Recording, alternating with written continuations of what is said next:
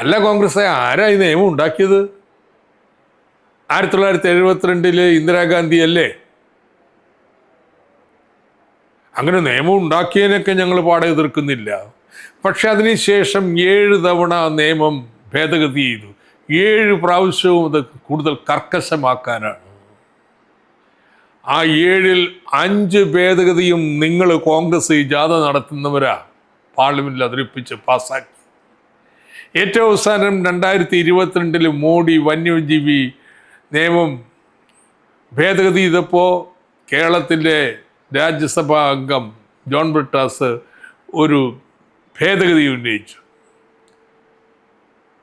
ക്ഷുദ്രജീവികളായിട്ട് ശല്യക്കാരായ മൃഗങ്ങളെ പ്രഖ്യാപിക്കുന്നതിനും നടപടിയെടുക്കുന്നതിനും സംസ്ഥാനങ്ങൾ കൂടി അധികാരം വേണം. നിങ്ങൾ കോൺഗ്രസ് എംപിമാരിൽ ഒരാൾ വാദിച്ചോ? ആ ഭേദഗതിയെ പിന്താങ്ങിയോ? ഇല്ലല്ലോ.